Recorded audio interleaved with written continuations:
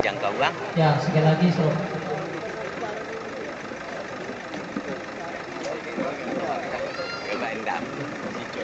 lagi selamat datang kepada pemerintah Ya, pertama dulu. Mayor Jenderal Purnawirawan Sanus Mingga. Kami masyarakat Sanjo ucapkan selamat datang.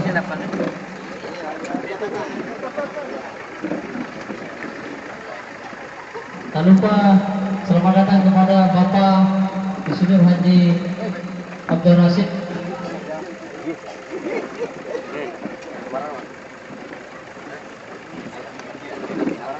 Ya, minta kayu menuju kecepatan Sanjo. Iya atas ibu. Sekali. Laju ke muka.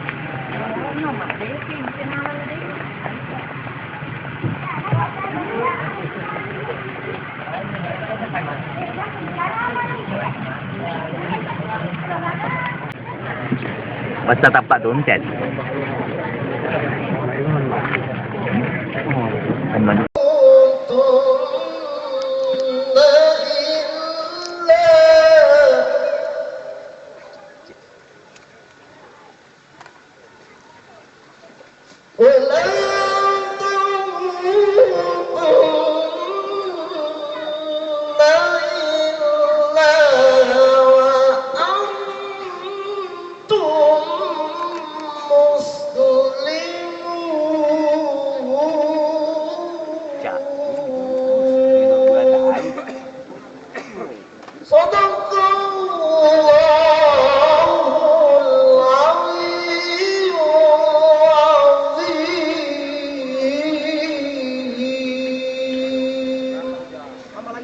Assalamualaikum warahmatullahi wabarakatuh.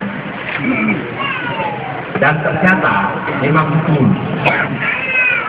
Perhatikan Pak, pada saat BBM dinaikkan, semua harga kebutuhan pokok naik.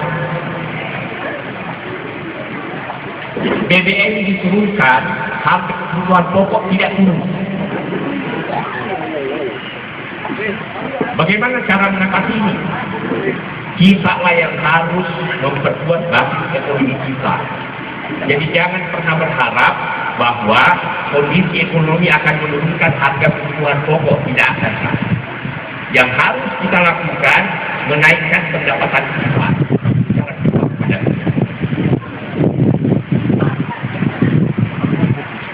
Yang kedua, saya juga hadir di sini dalam rangka menepis isu-isu yang membuat masyarakat paling terkesan. Kemarin di Mamuju, di daerah Pobada, itu di media sosial tiba-tiba muncul orang Islam dibantai orang Kristen. Setelah kita lihat ke lapangan, ternyata berkelahi persoalan tanah, bukan persoalan agama. Jadi begitu mudahnya orang menyebar berita-berita yang menghasut masyarakat. Kemarin juga waktu ada perkelahian antara aparat kepolisian dengan TNI di daerah Polman, saya dengan Panglima beserta 3 orang terbang dari Makassar langsung ke Polman. Ternyata tidak seheboh yang diberitakan orang. Mana dia? Bapak-bapak dan ibu-ibu sekalian, kenapa ini perlu saya sampaikan? Karena cara-cara orang sekarang mengacau sebuah negara itu dimulai dengan mengadu sesama warga negara. Di pasial lain para papa mana nyala. Perhatikan Pak di Libya. Libya diadu dulu, setelah Libya diadu, baru diadu. Oleh karena itu saya berharap para tokoh lintas agama agar mewaspadai hal-hal seperti ini. Tadi malam juga saya ketemu dengan tokoh lintas agama se-Kabupaten Ngasra. Di Mamuju juga saya juga laksanakan hal yang serupa.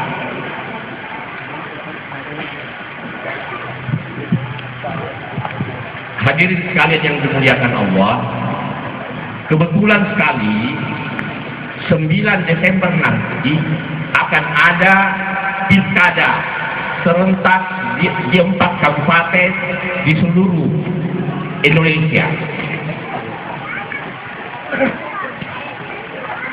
Kita berharap agar pelaksanaan pilkada ini berjalan dengan aman, jujur, dan adil. Oleh karena ini masyarakat saya himbau di dalam memilih calon siapa yang kita sukai, pilihlah dengan pikiran yang jernih, hati yang bersih. Jangan ada lagi kita memilih orang karena dibawakan uang 50.000, 100.000, dibawakan sembako. Inilah yang merusak demokrasi kita, dan inilah yang menyebabkan kadang-kadang pemimpin yang kita pilih tidak amanah. Kapan kita bisa baik? Kalau selama ini kita tidak menakar diri kita, memperbaiki diri kita untuk memilih pemimpin yang benar. Saatnya setiap pilkada kita lakukan. 10 tahun lalu, waktu saya tampil di pilkada pemilihan gubernur, saya selalu mengatakan 3 kandidat, semua baik. Oleh karenanya sebelum kita memilih, mari kita pikirkan dengan baik, ditimbang oleh hati kita yang bersih. Muat dan 2 pegangan masih tidak cukup. Kita sendiri yang memutuskan, maka kita musyawarah dengan kawan-kawan kita mana yang paling baik yang kita bisa pilih. Itulah cara memilih yang paling bagus. Jangan kita dipengaruhi oleh pemberian. Tadi malam saya cerita di pertemuan lintas agama, saya bilang ada seorang guru, seorang tokoh agama punya pondok pesantren. Muridnya ratusan. Sudah 10 tahun murid itu dia ajar. Suatu saat tuan guru itu panggil seluruh muridnya. Dia bilang, wahai muridku, hari ini setelah 10 tahun kamu tinggal di pesantren saya, hari ini saya akan uji kamu. Siapa yang lolos, siapa yang lulus, dia juga sudah bisa pergi menjadi kiai. Bertanyalah para santri, tuan guru, apakah ujian yang Bapak mau sampaikan itu sulit? Dia bilang tidak. Anda nggak susah, dia nggak susah, gampang.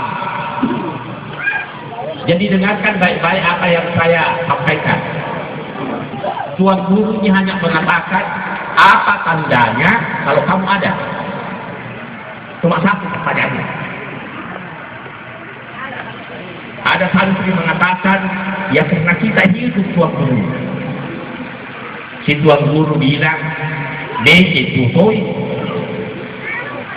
Ada lagi yang mengatakan, karena kita berketurunan tuan guru. Sapi juga beranak.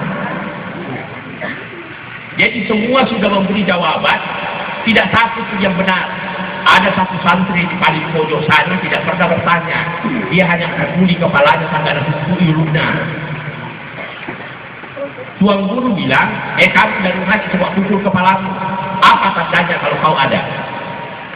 Dijawab sama santri yang di belakang, tunggu dulu tuan guru, saya berpikir dulu. Nama tepatnya yol anak guru, nama pikir yolo. Tuan guru mengatakan, kau lulus begini. Apa tandanya kalau kita ada? Karena kita berpikir. Coba dia coba pikir. Artinya apa? Analognya dengan pilkada. Kalau ada orang datang memberi kita uang, memberi kita sembako, baru dia bilang, pilih saya, tidak usah berpikir, di balapan itu beceng.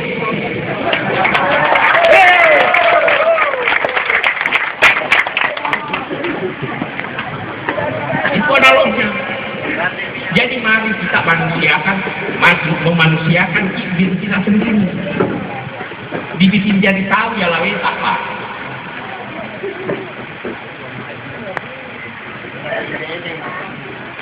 Karena kemuliaan dia istana malakni, Pak, bukan karena kita miskin, wanita maksudnya, bukan. Dan bukan karena orang kaya yang dikatakan malakni, tidak. Banyak orang kaya, banyak orang punya jabatan, andai malakni, Pak. Karena harta yang dia ambil itu hartanya orang lain.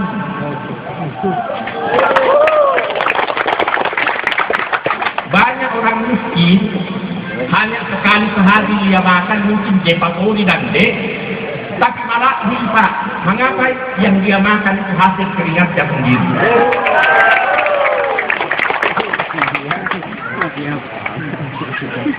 Jadi kita harus memanusiakan diri kita sendiri dan sama kita yang lain apa. Dibikin lupa tahu yang lain, jadikan diri kita manusia. Nah, dalam pilkada ini saya minta bapak-bapak pilih menurut nuraninya dan jangan terpengaruh lagi, Pak. Muak dia dipalakan kalau ada yang datang dia bawa beras, bawa sembako, bawa uang, asal kamu tidak minta ambil.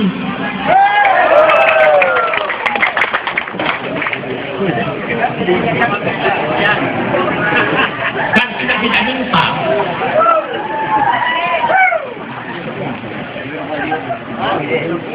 Kenapa? Ini juga pembelajaran buat mereka yang ikut berkompetisi. Tanda-tanda kandidat yang kemampuannya kurang. Kalau dia tampil, Pak, tidak menawarkan gagasan, program, tapi memberi, itu tandanya bahwa kandidat itu tidak punya wawasan.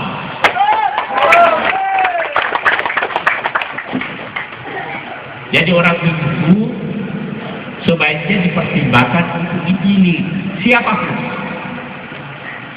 Ada nomor 01 di sini, nomor 1, ada Pak Bunda nomor 3.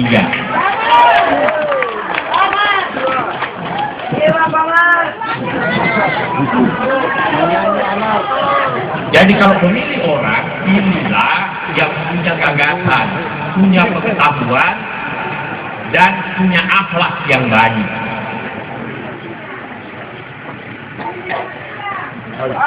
Ya terserah nomor 1, nomor 2, nomor 3. Bagi saya kami semua yang penting berpikir, memilih dan berpikir dipertimbangkan dengan hati. Bongkar. Yang berikutnya, Pak, bapak-bapak sekalian, kalau kemudian kita di masyarakat ini berbeda pilihan, jangan sampai kemudian bermusuhan. Sebab tidak ada gunanya. Kemarin waktu pileg di Mamuju, dia tosi bakta, ada yang berkelahi bawa parang, ada yang batok kepalanya hilang setengah, ada yang mukanya kena parang, hidungnya hilang. Karetus memang mau paling karetus.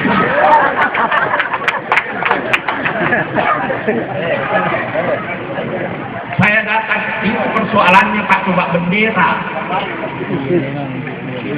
Saya datang di Batasi. Saya tanya, apa yang menyebabkan kamu bertikai? Dia katakan pemasangan bendera, Pak. Yang satunya pendukung partai A, yang satu pendukung partai B. Saya tanya lagi, apa untukmu? Dia bilang itu nih Pak, kita bilang. Kau sudah dijenguk sama yang punya partai? Belum, Pak. Siapa yang bayarkan rumah sakitmu? Saya juga bingung, Pak. Ini lagi sakit, saya lagi cari uang. Semua lepas makan. Jadi saya suruh orang saya menanyakan ke dokter berapa ke rumah sakitnya. Tapi saya beritahu dia jangan lagi melakukan hal seperti ini karena yang rugi bapak-bapak juga.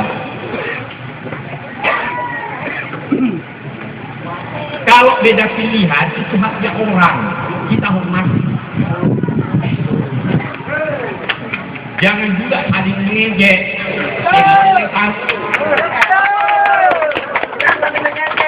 Coba lihat orang di luar negeri kalau habis pemilu pemilihan presiden.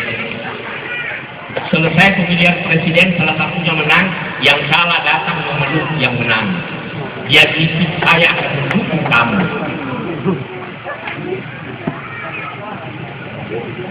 Ita ini tak pajak atau nasi bau.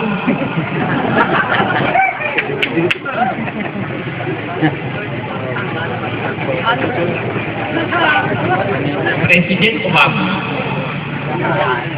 waktu dia dicalonkan jadi presiden, dia diminta berorasi tentang programnya.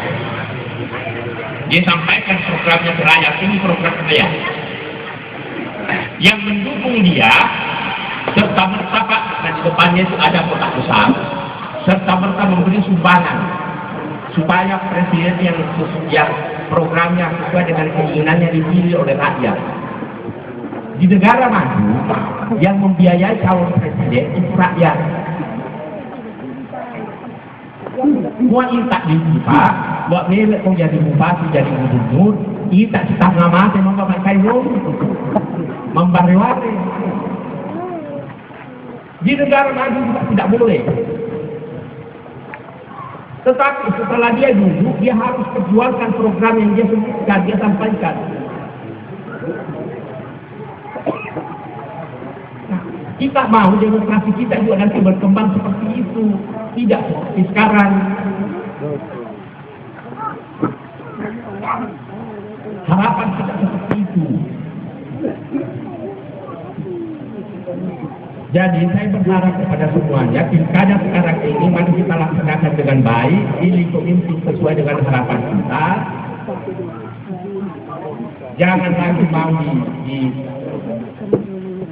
dihina dengan pemberian, apa diundang-undang tangan, apa boleh dibuat toloi dan pembangunan lokal pikir.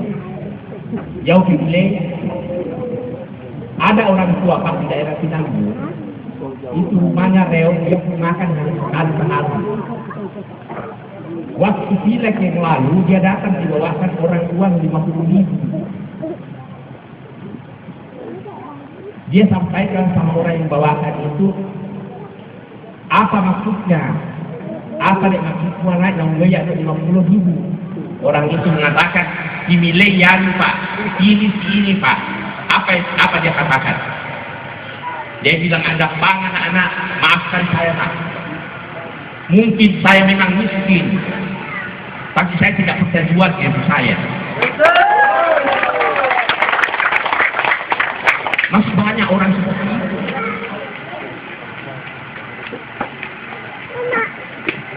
Oleh karena itu kita sekarang ini mari kita laksanakan tugas-tugas kita dengan baik, menjadi pemilih dengan pemilih baik. Saya katakan nomor 1 baik, silakan pilih. Nomor 2 baik, silakan pilih. Nomor 3 baik, silakan pilih. Beberapa waktu yang lalu, saya pernah datang ke rumahnya Pak Dula Rafi. Kira-kira 2 tahun lalu. Saya datang minta maaf.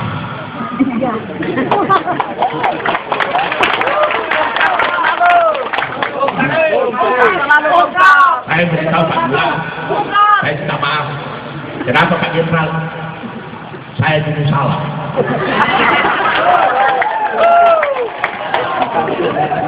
Apa yang saya dengar dulu itu ternyata keliru. Saya tidak pernah malu minta maaf kalau saya salah.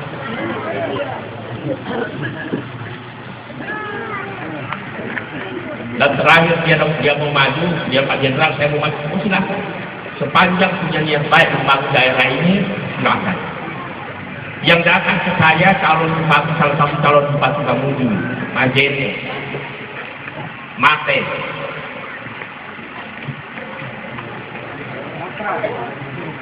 Kamu di tengah. Apalagi ada satu lagi.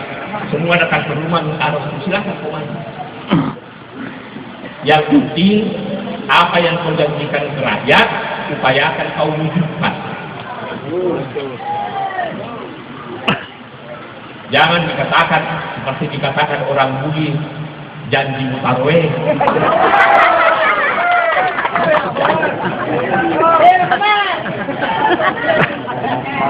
Jadi itu harapan saya, Pak, Bapak-bapak sekalian, tolonglah demokrasi yang baik, Pak Yusri tadi. Pak Yusri ini demokrat, mestinya saya berkampanye untuk demokrat, tapi tidak. Saya katakan saya hadir di sini sebagai orang Sumbar, punya tanggung jawab memiliki lebih baik. Saya hadir di sini memberi pemahaman kepada masyarakat bagaimana berdemokrasi yang baik, bagaimana kita berkompetisi yang baik. Sesama kandidat harus tetap rukun. Di Mamuju juga kemarin saya undang juga semua kandidat, hanya yang datang cuma satu kandidat. Kebetulan saya foto bersama, terus hari ini dimasukkan di media sosial, Jenderal Purnawirawan saling megak mendukung kandidat A. Oh tidak Pak, orang foto kok mendukung? Dia masuk aja boleh.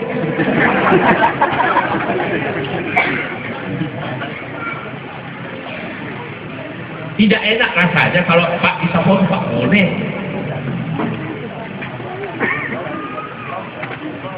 Saya tidak akan pernah menolak sepanjang itu baik. 2006 waktu saya masih jadi pilgub, saya tidak pernah mengatakan pilih saya. Kenapa? Saya melihat daerah ini baik. Saya selalu mengatakan ini yang terbaik. Tidak harus saya. Dan sampai hari ini saya tetap mengatakan seperti itu. Ada yang bangga mungkin dia dulu karena mencurangi orang lain.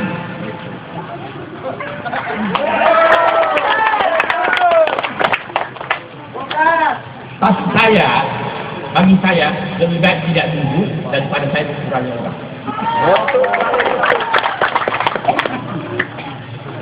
Saya juga tidak pernah bermusuhan dengan rival saya. Saya ketemu Pak Gubernur sampai hari ini saya berpelukan. Tidak persoalan. Kalau kemarin itu hasil pilgub saya ke pengadilan, saya ingin menyelesaikan sengketa itu lewat ukuran yang benar, lewat tanah pengadilan. Agar rakyat juga lihat, oh ternyata kalau kita bersengketa, dia sesuatu kalangan Tualeno.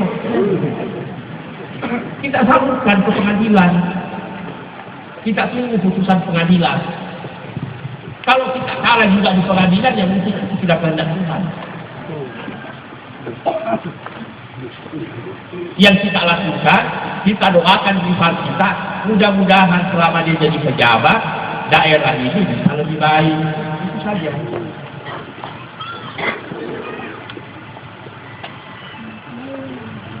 Hadirin sekalian,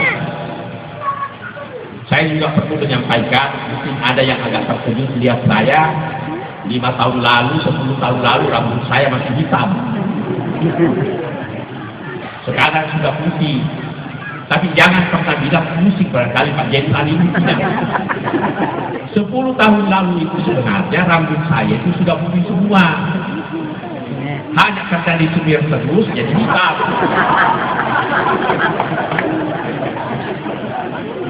Nah sekarang saya sudah malas semir Pak, karena baju rusak semua. Jadi putih semua. Jadi yang aslinya sebenarnya ya seperti ini.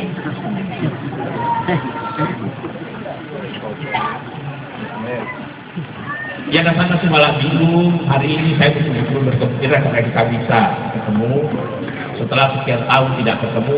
Sebenarnya saya sudah ke sini, tapi tidak banyak singgah. Saya ajak pernah juga singgah di Wambaloka, beri sedikit bantuan ke masyarakat nelayan. Pernah juga di tempatnya Pak Yusri, hanya belum sampai semua, belum merata karena bantuan yang saya bawa itu terbatas. Tapi tadi malam saya ketemu dengan pemerintah daerah, anggota DPR, saya sampaikan Pak, saya bisa bantu daerah ini asal bangun. Nanti saya kirim tenaga ahli saya datang. Boleh di tenaga ahli, buatlah rencana apa yang perlu dibantukan buat masyarakat. Tapi saya minta betul-betul buat masyarakat. Majene kemarin saya sudah bantu di Sapare APBN sekitar hampir 60 miliar, yang masa itu 100 lebih. Hanya saya minta ke bupatinya, kamu urus, perbaiki kondisi masyarakatmu, tidak ada potongan. Dia tahu bahwa di atas yang bilang berapa persen potongannya Pak, oh, tidak ada. Dan bukan berarti saya tidak butuh uang. Apa yang saya miliki sekarang sudah cukup Pak, walaupun sederhana. Karena orang seumur saya sudah 64 tahun ini, kalau masih mau enak-enak keliru. Sekarang saya coba yang tua-tua di atas 50 tahun umurnya, coba makan coto 2 kali seminggu, wanda bunga kalau musuh. Apa udah langsung datang, jadi untuk apa lagi sekarang seperti itu. Yang penting anak-anak kita sudah selesai sekolah, punya pekerjaan. Kita nikmati saja hidup kita apa adanya. Jadi insya Allah memang kita punya kewenangan untuk menyampaikan aspirasi daerah pemilihan kita kepada pusat, dan pusat membantu apa kebutuhan yang diperlukan. Nah, yang penting juga adalah pengawasan, diawasi Pak, diawasi pelaksanaannya. Hadirin sekalian, saya juga mau menyampaikan terima kasih kehadiran 2 kandidat, nomor 1 Pak Yusri dengan nomor 3 Pak Dularasi. Terima kasih atas kehadirannya. Terakhir pesan saya, kalau di antara Bapak ini nanti ada yang terpilih, laksanakan apa yang pernah Bapak janjikan. Saya katakan, laksanakan terhadap apa yang pernah Bapak janjikan. Saya dulu Pak, kenapa kalau berkampanye tidak berani menjanji? Coba rekam kembali saya punya kampanye. Tidak pernah saya menjanji. Satu-satunya janji saya, kalau saya terpilih, diberi Tuhan rezeki untuk memimpin, saya akan bekerja semaksimal mungkin. Karena saya takut Pak,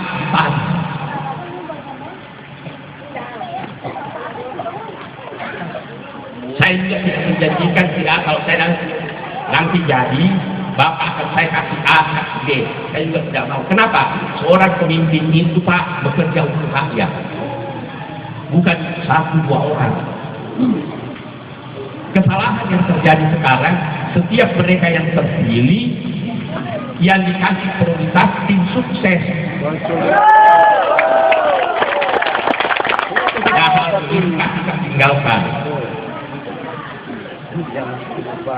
Karena kalau kita sudah berpilkada, sudah terpilih 1 orang, maka pemimpin yang menang ini harus merangkul seluruhnya. Tidak boleh mengatakan jangan kasih bantuan itu lawan kita dulu. Dalam piano bagi dua.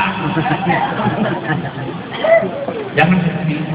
Rangkul seluruhnya, hina mereka, upayakan untuk disejahteraan. Itu yang paling bagus. Jadi jangan hanya tim sukses yang kita beri.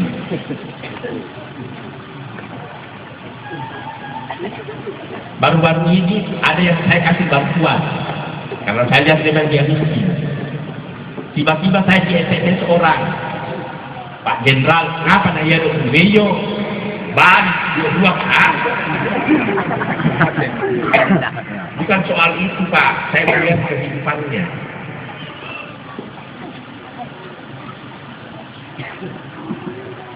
Saya kira ini yang dapat saya sampaikan pada hari ini kepada bapak-bapak dan ibu-ibu sekalian.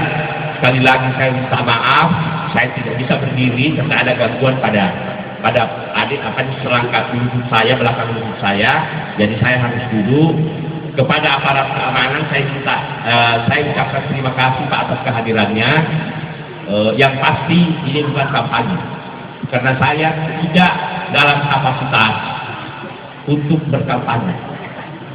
Saya hanya tujuannya memberikan pencerahan bagaimana menghadapi pilkada ke depan. Tugas saya memberikan sesuatu kepada masyarakat untuk menjadi pemilih cerdas. Pemilu tidak boleh melahirkan kebodohan, tetapi kecerdasan. Itu harapan kita. Ada Pak Camat di sini, saya ucapkan juga terima kasih Pak Camat. Laksanakan tugasnya dengan baik. Jadilah pamong yang betul-betul bisa berdiri di atas semua golongan.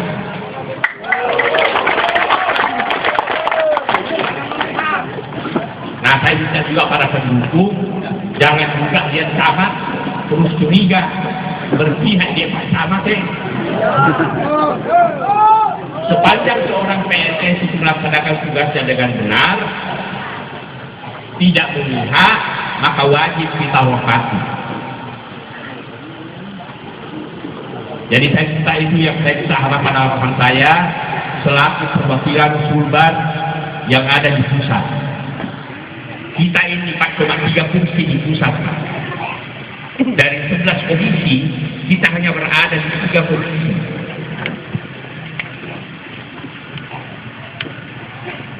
Saya di Komisi 1 itu membidangi pertahanan, intelijen negara, politik luar negeri, dan Kominfo. Ada satu wakil kita itu berada di Komisi 7, BUMN seperti Pertamina, Bulog, itu adalah Edi Anggraini. Kalau tidak salah istrinya Pak Gu. Yang satunya lagi Ibu Alibal, itu di Komisi 8, itu membidangi agama dan sosial. Jadi setiap kali sidang dia di samping saya, dia tanya Pak Jenderal apa yang kita bisa lakukan. Saya bilang kau membidangi sosial, mintalah kepada Menteri Sosial untuk membantu, memberi bantuan sebanyak mungkin ke Sulbar.